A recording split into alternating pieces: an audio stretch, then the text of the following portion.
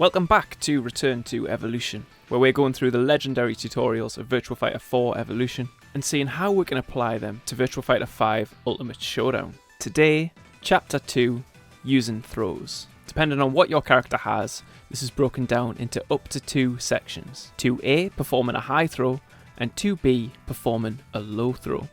2A, performing a high throw. Recommended rank up to first dan.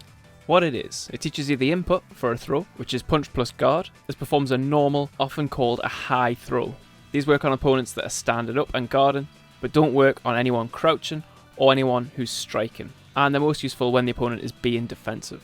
Why it's teaching you this? As mentioned in the last section, alongside mids and lows, mids and throws is one of the more popular mix-ups in Virtua Fighter. This isn't just trying to tell you that punch and guard will initiate a throw, it also wants you to know how to initiate it and why it matters. The fact that it's separating out the high throw is important too, as it's the most common throw type, so being aware of the fact that it's duckable and that it can be attacked through gives you things to look for when deciding to throw or when trying to assess why your throws aren't working. And this tutorial teaching you that throw attempts can be attacked through is also the crucial and completing piece in the rock paper scissors puzzle that began in the last chapter. Attacks can be guarded, guarding opponents can be thrown, and opponents that throw a lot are open to being attacked. Also, when it's telling you that these work best on defensive opponents, what it means is that you need to set up a scenario where the opponent wants to stand upright and guard. Hopefully you're seeing how this plays into the mid-throw guessing game. Throwing out mids significantly disincentivizes ducking, and since most mids will cost you your turn when blocked, the opponent will likely commit to the guard when committing to standing upright, since the two things work together as a response to reading a mid.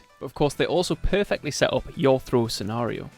How it teaches you. The exercise asks you to perform a high throw, and Sarah goes between guarding high, guarding low and jabbing, and you need to identify when she's both high and not jabbing as opportunities to try your throw. How to replicate this?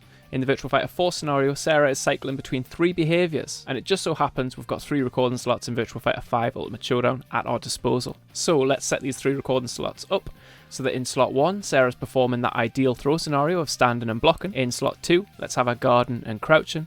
And in slot 3, she's standing and jabbing immediately into a guard. The jab itself here isn't a good example, but it is what Virtua Fighter 4 uses. Feel free to replace this with an elbow attack or something similar. It's not ideal because the jab itself is plus on block, but one of the things it wants you to realise is that in a lot of situations, the moment immediately after you've blocked an attack is a good time to consider a throw. More on that in a future tutorial, since there's a good chance the opponent is then going to try and guard to protect themselves from whatever punish you have in store for them. But yeah, in this instance, it's a jab. Replace it with an elbow if you want something more practical, and keep the jab if you want to do exactly what Virtua Fighter 4 is teaching you. Now set them up to cycle randomly and attempt to successfully squeeze in your throw attempts without getting punched in the face or hugging thin air. 2B, performing a low throw. Recommended rank, first dan or above. What it is. This one wants you to know that low throws behave a lot like high throws, but work on crouching opponents instead of standing opponents. Much like high throws, they're not effective if the opponent's attacking, and in this instance, they're most effective if you think the opponent is going to be crouching and guarding at the same time. So either attacks that you do that leave them in that position, or attacks that they try that you block that leave them in that position, are good opportunities to do this. Why it's teaching you this? This tutorial, again, isn't just about teaching you the existence of low throws. It's more about how they can be used in response to your opponent.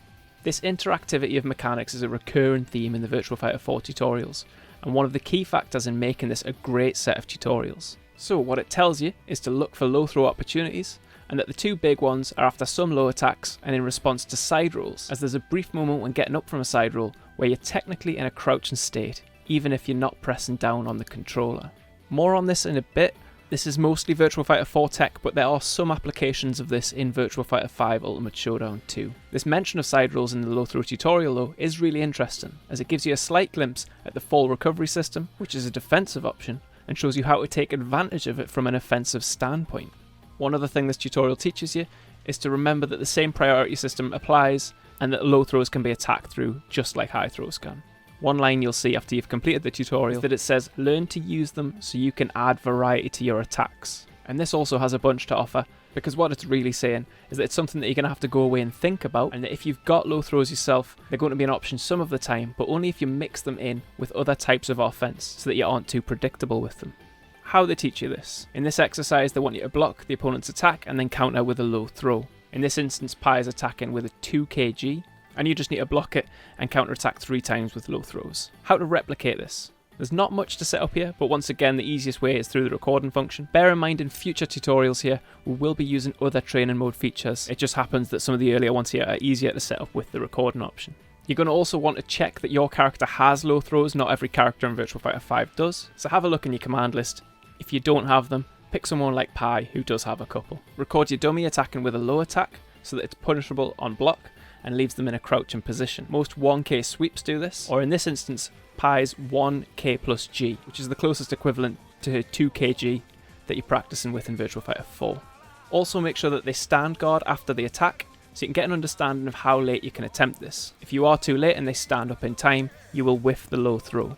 Now try to block and punish them. So to summarise, after attacks it teaches throws, their priority, and when to execute them, both from an offensive and defensive perspective. The fact that it already has you thinking about cashing in on certain wake-up types probably paints a picture of the expectations of this tutorial series and why it's important to try each of these for yourself before moving on to the next one. There's certainly more to cover regarding throws, such as guaranteed throw opportunities, as well as some of the tech that specifically protects you against some of the things taught here, but that's all covered in another chapter. Thanks again for watching, I'll see you next week.